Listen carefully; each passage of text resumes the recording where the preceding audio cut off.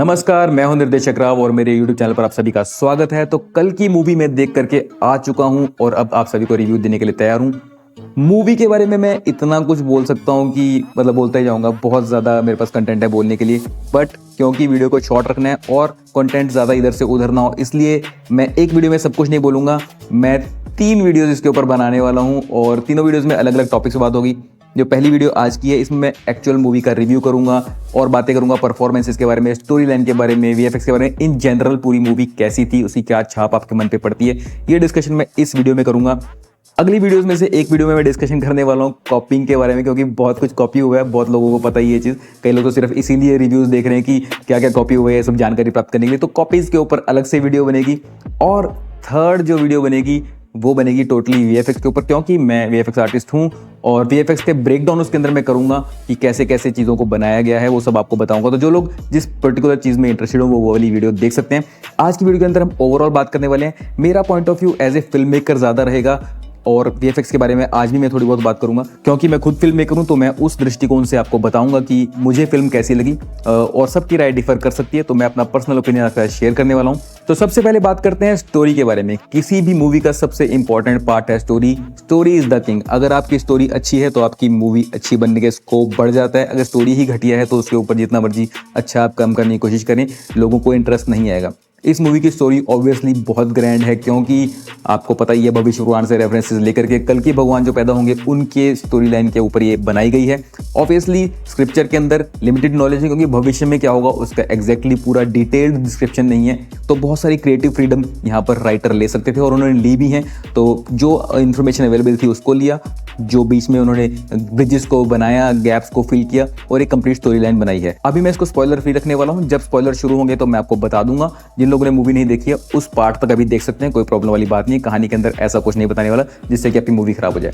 सो movie की story line अच्छी थी, जो मैंने आपको बताया, इन्फॉर्मेशन मिली और इन्फॉर्मेशन फिलअप की, उससे कंप्लीट स्टोरी लाइन बन गई, राइट। इस स्टोरी को लेकर के मैं पर्सनली बहुत एक्साइटेड था, क्योंकि जो लोग मुझे देख रहे हैं पहले से उनको पता है, पहले ही बात कर चुका हूँ कि आज से 10-12 साल पहले मैं खुद अश्वत्थामा एक फिल्म बना रहा था। बेसिकली शॉर्ट फिल्म थी, क्योंकि मैं चिरंजीवी वाले कॉन्सेप्ट से बहुत ज़्यादा इंट्रीग था।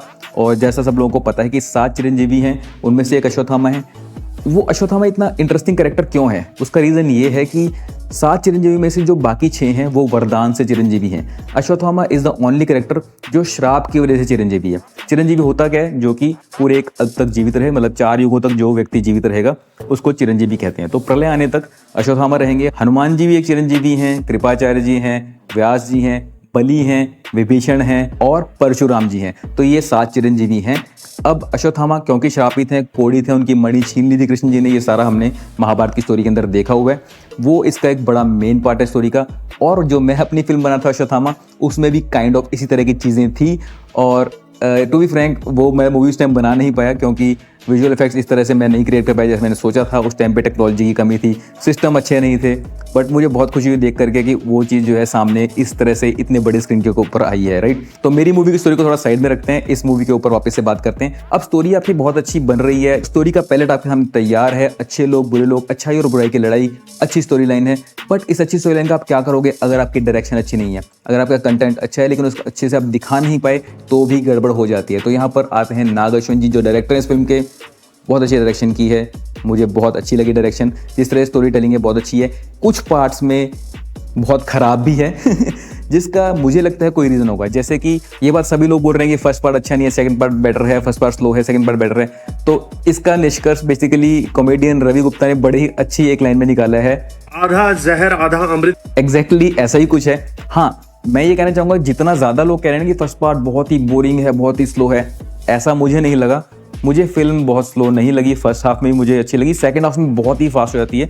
फर्स्ट हाफ में स्लो जिनको लगी है उसका रीज़न हो सकता है कि वर्ल्ड बिल्डिंग में एक टाइम लगता है, क्योंकि मैं खुद फिल्म मेकर हूँ। अगर मैं आपको किसी एलियन प्लैनेट के ऊपर की स्टोरी बता रहा हूँ तो मैं चाहूँगा पहले आप उस प्लैनेट से जो है फेमिलियर हो जाएं, उसके ऊपर किस तरह की वेजिटेशन है, क्या क्या चीज़ें वहाँ पर आपको अटैक कर सकती हैं, क्या क्या चीज़ें आपकी डिफेंस के लिए हैं। तो एक आपको थोड़ा बहुत ओवरऑल आइडिया देना होता है कि जिस वर्ल्ड के अंदर आपको लेके जा रहे हैं वो कैसा है। उसके लिए थोड़ा सा समय तो लगता ही है। डायरेक्टर के विजन को पर्दे पर लेकर के आता है सिनेमाटोग्राफर या डायरेक्टर ऑफ फोटोग्राफी, डीओपी। इस मूवी के डीओपी एक सर्बियन सिनेमाटोग्राफर हैं जिनका नाम है जॉर्जा स्टोजिलकोविच। तो इनकी सिनेमाटोग्राफी बहुत इंटरेस्टिंग है, बहुत अच्छी है। इन्होंने पहले क्या किया है, बहुत ज़्यादा कुछ नहीं किया, शॉर्ट फिल्म बनाई हैं सो मुझे भी बहुत अच्छा हुआ इनका जाके कि IMDb पे मैंने देखा, इनका पुराना काम देखा। इनकी एक मूवी है एनिमा जो भी लास्ट ईयर, उसका आप ट्रेलर देख सकते हैं उसके अंदर। तो एनिमा का ट्रेलर अगर आप देखेंगे तो उसके अंदर फ्यूचरिस्टिक चीज़ें हैं जो कि कहीं ना कहीं थोड़ा बहुत कनेक्ट करती हैं इस पर्टिकुलर मूवी से, क्योंकि ये भी फ्यूचर में बेस्ड है। आई डोंट नो, इसी शायद इन चीज़ों की वजह से ही नागार्जुन ने इनको कांटेक्ट किया होगा, जो भी बात रही होगी। बट हाँ, इनका कोई बहुत बड़ा करियर नहीं है, इस तरह का कोई हॉलीवुड मूवी में काम नहीं किया। इससे पहले शॉर्ट फिल्में बनाई हुई हैं, एक स्टार वार्स की भी इन्होंने खुद से डायरेक्ट करके शॉर्ट फिल्म बनाई थी। सो ये बहुत ही अच्छा हिंट है कि अगर आज की डेट में आप पर्सनली भी अकेले कुछ अच्छा काम करते हैं तो आप इस लेवल तक रीच कर सकते हैं बहुत जल्दी। अगर किसी को नहीं पता तो एक लाइट्स आउट नाम की शॉर्ट फिल्म आई थी, छोटी सी मूवी थी, आई थिंक पोनी स्मैशर नाम के यूट्यूब चैनल पे डली, जो उनके जिसने डायरेक्ट की थी वो। और वो यूट्यूबर ने मूवी बनाई थी जो कि बहुत अच्छी वायरल हो गई थी, हिट हो गई थी और बहुत सारे शॉर्ट फिल्म कॉन्टेस्ट के अंदर जीत गई थी। इतनी वो हिट हो गई थी कि बेसिकली उसको स्टूडियो ने बुलाया, हॉलीवुड स्टूडियो से उसको कॉल आई कि आप आकर के इसको फुल लेंथ बनाइए, आपकी मूवी है, आपसे अच्छा कोई नहीं बना सकता। तो वो डायरेक्टर बन गया डायरेक्टली यूट्यूब वीडियो के बाद। तो कैन यू इमेजिन, आज की डेट में आप YouTube के ऊपर कंटेंट बनाइए, आप अगर फिल्म मेकर हैं तो मेक कंटेंट, शॉर्ट फिल्म बनाइए, क्या पता कब किसकी किस्मत चमक जाए, राइट। सो बहुत अच्छी सिनेमेटोग्राफी उन्होंने की, great work done by DOP। वापस आते हैं मेन कंटेंट के ऊपर। मैं ये कहना चाहूँगा, जितना ज़्यादा लोग कह रहे हैं कि फर्स्ट पार्ट बहुत ही बोरिंग है, बहुत ही स्लो है, ऐसा मुझे नहीं लगा। बहुत एक्सट्रीमली बहुत बोरिंग नहीं है, ऐसा नहीं है कि आप बिल्कुल रोने लग जाओगे कि यार क्या ही देख रहा हूँ मैं, ऐसा कुछ नहीं है।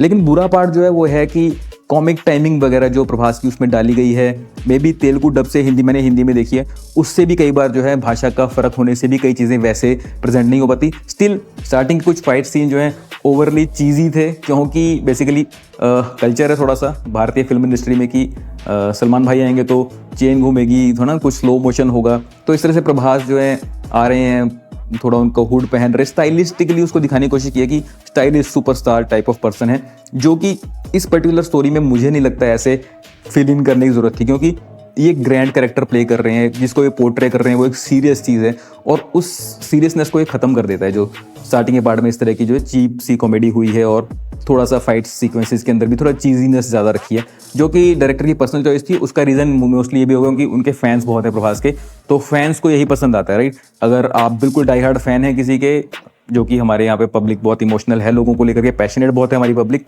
तो उस तरह की पब्लिक के लिए ये चीज़ डाली गई होगी। एज ए फिल्म मेकर मुझे वो थोड़ा सा इतना अच्छा नहीं लगा, कट शॉट किया जा सकता वहाँ पर, राइट। स्टिल उसके अलावा मुझे कुछ भी ऐसा नहीं लगा कि बहुत बोरिंग है, फिल्म अच्छी फ्लो करती है, राइट। अब सेकंड पार्ट की बात करते हैं, बहुत ही ग्रैंड हो जाता है। अब यहाँ से स्पॉइलर शुरू हो जाएंगे, तो जिन लोगों ने फिल्म नहीं देखी है वो अब यहाँ पर वीडियो को रोक सकते हैं, और जिन्होंने देख रखी है और आगे देखना चाहते हैं, लेट्स कंटिन्यू। तो सेकंड पार्ट के अंदर सब कुछ बहुत ग्रैंड हो जाता है। इतनी अच्छी जो है बैटल मैंने पहले कभी नहीं देखी किसी बॉलीवुड मूवी के अंदर। बहुत ज़्यादा ग्रैंड बैटल दिखाई है, VFX साई-फाई के हिसाब से। एक्चुअली साई-फाई मूवी ही नहीं बनी कोई इस ग्रैंड स्केल के ऊपर। इससे पहले जो ब्रह्मास्त्र वगैरह आई थी, आदिपुरुष तो आप सबको पता डिजास्टर थी, ब्रह्मास्त्र से भी मैं उतना हाईली इंप्रेस नहीं था। VFX का काम उसमें लोगों ने अच्छा किया था, बट स्केल वो वाला नहीं था। ये उसको आप ये नहीं बोल सकते ये हॉलीवुड को टक्कर दे दी या हॉलीवुड के कंपेरिजन में उसको कंपेयर नहीं कर सकते थे। This one you can actually compare to Hollywood. Actually इस लेवल का VFX है, मैं VFX आर्टिस्ट हूँ, उस हिसाब से ही बता रहा हूँ। बहुत बढ़िया VFX है, जहाँ पर ख़राब है काफ़ी ख़राब भी है, लेकिन जहाँ पर अच्छा है बिल्कुल top notch, exactly Hollywood level की फिल्म। बल्कि बहुत सारे पार्ट पे तो आजकल की मार्वल मूवी से बेटर है। मार्वल वाले भी बहुत ही आजकल चीज़ी सा VFX करने लग गए हैं बहुत जगहों पर, राइट। सो कई बार आपने देखा होगा आयरन मैन का हेड थोड़ा फ्लोट कर रहा है सूट में, हल्क का हेड बिल्कुल ऐसे लाइटिंग भी मैच नहीं कर रखी है, ऐसा आपने कई बार देखा होगा, राइट। सो उस सेंस में मूवी बहुत अच्छी है, परफेक्टली हॉलीवुड लेवल पर चली जाती है। बट कॉपीज़ वाले जो एलिगेशन लगे हैं वो बहुत हैं, और मैं डिसएग्री नहीं करूँगा, बहुत कुछ कॉपी किया हुआ है। जैसे कि एलिटा द बैटल एंजल, अगर आप लोगों ने मूवी देखी है, उसमें से बहुत इंस्पिरेशन ली हुई है। अब उसको इंस्पिरेशन कह लीजिए, कॉपी कह लीजिए, ठीक है, मोस्टली इंस्पिरेशन लिया है। मैं कॉपी को डिफेंड क्यों कर रहा हूँ? मैं कभी भी कॉपी को डिफेंड वैसे नहीं करता हूँ, बट इस केस में कर रहा हूँ क्योंकि कॉपी करके अगर आप कचरा बना रहे हो तब वो बुरी बात है, लेकिन अगर आप कॉपी करके अच्छी चीज़ बना रहे हो, आई रियली अप्रिशिएट दैट। क्योंकि मैं अपने स्टूडेंट को भी ये बोलता हूँ, अगर आप कॉपी करेंगे 100% कॉपी कीजिए, आप कोशिश करेंगे 100% कॉपी करने की, नहीं होगा तब भी 70% 80% होगा, कुछ ना कुछ आपका अपना टच उसके अंदर आएगा ही, अगर आप पूरा चिपकाने की कोशिश भी करते हैं, और नई चीज़ बन जाती है। अगर आपने पूरा का पूरा कॉपी करने की कोशिश की है उसी लेवल पर, तो क्वालिटी वाली एक डिफरेंट चीज़ आपकी बन जाती है, जो कि इस मूवी में आपको देखने को मिलता है। अच्छी क्वालिटी की, बहुत अच्छी क्वालिटी की चीज़ बनी है, तो उसको कॉपी की बजाय मैं इंस्पिरेशन कह सकता हूँ। वो अपना अपना थॉट है, सबका की कॉपी है, इंस्पिरेशन है, बट अगर कॉपी भी है तो इस तरह की कॉपी को मैं अप्रूव करता हूँ, अप्रूव फ्रॉम माई साइड क्योंकि कहीं ना कहीं से शुरुआत करनी होती है। इस लेवल की एक मूवी बनी है, इससे दरवाजे खुलते हैं, आगे और इस तरह की फिल्में बनेंगी, और जब बहुत फिल्में बनेंगी तो क्रिएटिवली भी लोग दूसरी इंस्पिरेशंस को कम करके ओरिजिनल इंस्पिरेशन लेना शुरू करेंगे ज़्यादा। ठीक है, अब आप इसमें सोचेंगे कि ऐसा भी क्या कॉपी कर दिया, कहानी तो अलग ही थी। देखिए, कहानी का क्रक्स वैसे अलग है कि चलो कल की भगवान से रिलेटेड कहानी है, बट जैसे मैंने आपको बताया लिमिटेड इन्फॉर्मेशन थी, उसको लिया, जो फिल इन द गैप्स किया है वो रेफरेंसेज एग्जिस्टिंग जगहों से लिए हैं, काफ़ी सारी हॉलीवुड फिल्मों से वो रेफरेंसेज लिए हैं। वो मैं डिटेल में बात करूंगा आगे कॉपी वाली वीडियो के अंदर। फिलहाल मैं आपको एक चीज़ बताना चाहता हूँ कि अगर आप कोई सोर्स मटेरियल पढ़ते हैं और अपने दिमाग से इमेजिन करते हैं कि कैसा होना चाहिए, लाइक मेरे को एक ही नाम याद आता है, विवेक राम जी हैं जो कि बहुत अच्छे डिजिटल आर्टिस्ट हैं। उन्होंने भीम का एक कैरेक्टर बनाया था, इस तरह का वो कैरेक्टर दिखता था। आई एम 100% श्योर आपने कभी इस तरह का भीम इमेजिन नहीं किया होगा। रीजन बीइंग, उन्होंने भीम की कोई एग्जिस्टिंग फोटो देख करके इसको बनाने की बजाय रिटर्न मटेरियल लिया, उससे पढ़ा। ठीक है, कोई भी आर्टिस्ट ऐसे ही काम करता है, तो रिटर्न मटेरियल से जैसे इमेजिन करता है उस तरह का कैरेक्टर वो बनाते हैं, तो वो आपके अंदर से आई हुई चीज़ है, राइट। बट इस मूवी में आपको बहुत सारी चीज़ ऐसी दिखेंगी कि जैसे किसी फिल्म में देखा, स्टार वॉर्स देखी, उसमें बढ़िया लगा, लिटरली इसके अंदर यार लाइट सेबर हैं, तो अब तो इतना ज़्यादा इसके अंदर चीज़ दिखाई थी कि मुझे लगता है होमाज ही दिया है, काइंड ऑफ हम इन फिल्मों से इंस्पायर हुए हैं, हमने देखी है बचपन से, तो हम उसको होमाज देते हुए चीज़ को डाल रहे हैं वहाँ पर, तो आपको वहाँ पर वो कॉपीनेस नज़र आएगी और इंस्पिरेशन जिसे आप कह सकते हैं, राइट। और दूसरा तरीका ये होता है कि आपने कंटेंट पढ़ा और अपने दिमाग से वर्ल्ड बिल्डिंग किया। ठीक है, कोई और एग्जिस्टिंग मूवी में से देख करके या कहीं एग्जिस्टिंग आर्ट में से देख करके नहीं, आपने फ्रेश सोचा, तो वो चीज़ हमेशा अप्रिशिएट की जाती है, जो कि आई एम श्योर आगे आगे बढ़ते हुए और जो फिल्में आएंगी उसमें ऐसा आपको देखने को मिलेगा। अब बात करते हैं परफॉर्मेंसेस के बारे में, तो परफॉर्मेंसेस में एक ही नाम सबसे ऊपर है, अमिताभ बच्चन जी, जो कि बहुत ही ग्रैंड एपिक परफॉर्मेंस वहाँ पर देखने को मिली है। और मुझे एक चीज़ अच्छी लगी जो कि बाकी लोग ने भी डिस्कस किया इस बारे में, कि उनकी हाइट जो है 8 फीट 9 फीट के आसपास दिखाई हुई है, बाकी कैरेक्टर से वो बड़े हैं, क्योंकि ऐसा लिखा हुआ है कि पिछले युगों में थोड़े लोग ज़्यादा लंबे हुआ करते थे, आगे आगे जैसे है कलयुग भी आगे बढ़ेगा तो लोगों की हाइट छोटी होती जाएगी। इनफैक्ट एक पॉइंट जो मिस अगर मैं बोलूँ उसको, कि कलयुग के अंत तक लिखा है कि आदमी की एवरेज हाइट और भी कम हो जाएगी, बट इन्होंने एवरेज हाइट बाकी लोगों की ठीक दिखाई हुई है, तो उस सेंस में उसको गलती तो नहीं बोलेंगे, डुएबल जितनी चीज़ें होती हैं उतनी की जाती हैं और एस्थेटिकली भी अच्छी लगनी चाहिए। सो अमिताभ बच्चन की हाइट ज़्यादा रखी हुई है, वो देखने में इंटरेस्टिंग लगा, और वो करना कोई आसान काम नहीं होता, VFX ट्रिक्स उसके अंदर यूज़ की गई हैं, वो भी हम VFX वाली ब्रेकडाउन वाली वीडियो के अंदर डिस्कस करेंगे कि कैसे वो चीज़ अचीव की जाती है कि एक नॉर्मल आदमी को ज़रूरत से ज़्यादा बड़ा दिखाना बाकी लोगों के सामने। So we will discuss that in VFX breakdown video of कल की। अभी बात करते हैं परफॉर्मेंस के बारे में, तो बहुत ही ग्रैंड परफॉर्मेंस दी अमिताभ बच्चन ने। फर्स्ट हाफ में जैसे मैंने कहा कि सीरियसनेस नहीं थी मूवी में, सेकंड हाफ में सीरियसनेस थी और सारा का सारा लोड अमिताभ बच्चन के कंधों पर था। जैसे ही अमिताभ बच्चन स्क्रीन पे आते हैं अपने फुल फ्लेज पावरफुल कैरेक्टर के साथ में, आपकी आंखें कहीं और देखती नहीं है, सिर्फ उन्हीं को देखती रहती हैं और हर टाइम आपके दिमाग में चल रहा था कि ये बंदा अब क्या करने वाला है। So big salute to Amitabh Bachchan sir for this great epic performance. उन्होंने दोबारा से दिखा दिया कि क्यों उनको बिग बी कहा जाता है। अमिताभ बच्चन की आवाज़ बहुत ही ज़बरदस्त है, बहुत दमदार है, लेकिन उनसे भी दमदार एक आवाज़ है जो श्री कृष्ण का वॉइस एक्टिंग जो हुई है वो और भी नेक्स्ट लेवल साउंड है। Kudos to voice acting of Shri Krishna as well. और दिखाने का तरीका बहुत अच्छा था, मुझे वो कैरेक्टर बहुत ग्रैंड लगा, क्योंकि फेस भी उन्होंने रिवील नहीं किया, एक बहुत ही ग्रैंड ऑरा बना के रखी, मतलब लगता है कि हाँ भगवान की आवाज़, भगवान का एक जो है विजुअल रिप्रेजेंटेशन उन्होंने दिखाया है, श्री कृष्ण कैसे रहे होंगे बैटल टाइम पे। जो भी पुराने महाभारत बैटल वाले सीन थे वो सारे ही बहुत एपिक टाइप के बनाए हुए थे। इनफैक्ट प्रभास ने भी बहुत अच्छा काम किया है, जितना उनका फ्लॉप चल रहा था अभी करियर, तो उस हिसाब से ये काइंड ऑफ रिवाइवल है। बट अगेन वही चीजीनेस अगर ना होती, ऑलरेडी सीरियसनेस में दिखाया जाता, तो मुझे लगता है और ग्रैंड उनका कैरेक्टर लगता। बाहुबली में जो हम चीज़ देख रहे थे वो उसमें ग्रैंडनेस थी, ठीक है, यहाँ पर थोड़ा सा फर्स्ट हाफ में इसको थोड़ा ज़्यादा चीज़ी कर दिया, कॉमिक एलिमेंट ज़्यादा डाल दिया। बट अगेन डायरेक्टर्स चॉइस, ठीक है, उनको जैसा ठीक लगा फैंस को अपील करने के लिए उस तरह से उन्होंने उस चीज़ को किया। बट सेकंड हाफ में सबकी परफॉर्मेंस बहुत अच्छी थी। दीपिका का रोल बहुत ज़्यादा ग्रैंड नहीं था, भगवान की मदर का रोल है, बट काइंड ऑफ सपोर्टिंग की तरह ही है, तो जितना पार्ट उनको मिला उन्होंने ठीक परफॉर्म किया। मेनली अमिताभ बच्चन और प्रभास ही थे मूवी में मेन लोग। अब बात करते हैं विलन के बारे में, जो कि कमल हसन का कैरेक्टर है। बहुत कम दिखता है इस मूवी में, लेकिन बहुत अच्छा मिस्टीरियस से कैरेक्टर बनाया हुआ है। मोस्टली विलन का जो मेन रोल प्ले किया है इस मूवी के अंदर वो उनके साइड किक ने किया, उनका एक गुर्गा जिसे आप कह सकते हैं, जो कि उनके बिहाफ पर जो भी काम कर रहा है वो कैरेक्टर बहुत अच्छा प्ले किया हुआ है। इन एक्टर को आप जानते ही हैं, कहानी के अंदर भी इन्होंने अच्छा रोल किया था। सो इनकी भी कैरेक्टर के अंदर थोड़ी सी कॉमिकनेस भी है और कहीं सीरियसनेस भी है, तो इन्होंने अपना कैरेक्टर बहुत अच्छा प्ले किया है, आपको देख करके वो फील आएगी विलन वाली।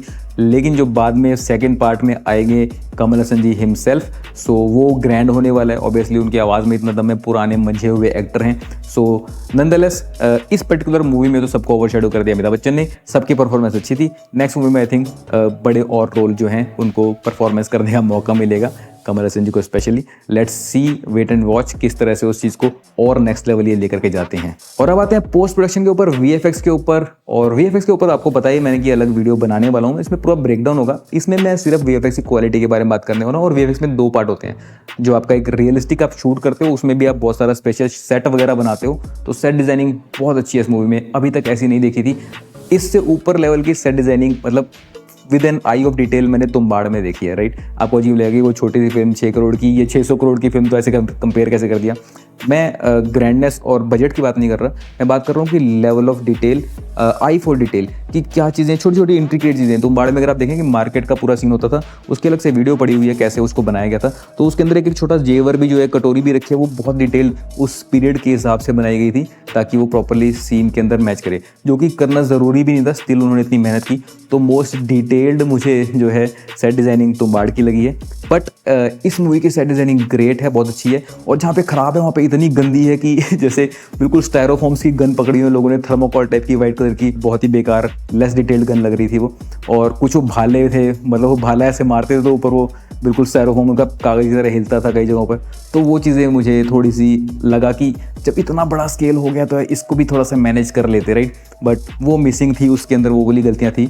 आपने बाहुबली भी देखी होगी, तो उसमें वो त्रिशूल जब मारते हैं कई बार इस तरह के शॉट आते हैं, तो विलन का त्रिशूल जो काल के था वो यूँ हिलता रहता है, तो चीज़ें ऑड लगती हैं। ठीक है, आप यार मेक इट यार, उसको थोड़ा सा कर लो, उसको सॉलिड नहीं, लकड़ी का बना लो, नहीं लग रहा है ऐसा कोई एक्टर को, हिलता हुआ बहुत अजीब लगता है तो मुझे वो थोड़ी सी ऑफ लगती थी। Other than that amazing set designs, बहुत अच्छी प्रोडक्शन थी, बहुत अच्छा शूट हो गया। ऑलरेडी सिनेमाटोग्राफी के बारे में आपको बता चुका हूँ, शूट बहुत ही उन्होंने अच्छा किया। सो ओवरऑल प्रोडक्शन पार्ट तो बहुत ही ग्रेट था। पोस्ट प्रोडक्शन के अंदर डबल नेगेटिव स्टूडियो ने काम किया, प्राइम फोकस ने काम किया है। जिनको नहीं पता, डबल नेगेटिव बहुत ही अमेजिंग स्टूडियो है। ड्यून के ऊपर उन्होंने काम किया हुआ है, स्टार वॉर्स पे भी काम किया हुआ है। आप कोई भी ग्रैंड मूवी बोलिए हॉलीवुड की, सब पे उन्होंने काम किया हुआ है। सो जो हम कह रहे थे बात, हॉलीवुड लेवल का वीएफएक्स है, बिकॉज उन्हीं लोगों ने बनाया है जो हॉलीवुड लेवल का काम करते हैं, हॉलीवुड की फिल्मों में काम करते हैं। सो इस वजह से वीएफएक्स की क्वालिटी आपको वैसी नज़र आई है।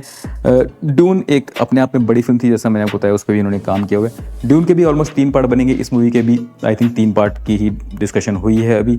ड्यून के जैसा एनवायरनमेंट भी इसमें काफ़ी जगहों पर है, जो बाहर का आउटस्कर्ट्स का है, क्योंकि एक शहर रहेगा उसके बाहर सारा रेगिस्तान दिखा है। तो ड्यून की बहुत रेफरेंसेज हैं, मैड मैक्स की रेफरेंसेज हैं। मैं थोड़ा फिर से बह रहा हूँ, ये वाला पार्ट कॉपी वाली वीडियो के अंदर करेंगे। अगेन वापस कमिंग बैक टू वीएफएक्स, तो वीएफएक्स की क्वालिटी बहुत अच्छी है, टॉप नॉच है। कई लोगों ने ये कमेंट किया था ट्रेलर देखकर कि कमल हसन का मेकअप बहुत सुपर्ब है। सो मैं बताना चाहूँगा, सारा का सारा मेकअप है भी नहीं, वो डिजिटल कैरेक्टर पूरा क्रिएट किया हुआ है। अमिताभ बच्चन का जो यंग वाला है वो डिजिटल कैरेक्टर है, देख करके थोड़ा सा अनकैनी लगता है, थोड़ा सा लगता है कि ये थोड़ा कार्टूनी हो गया। बट यार बहुत ग्राउंड ब्रेकिंग चीज़ है ये।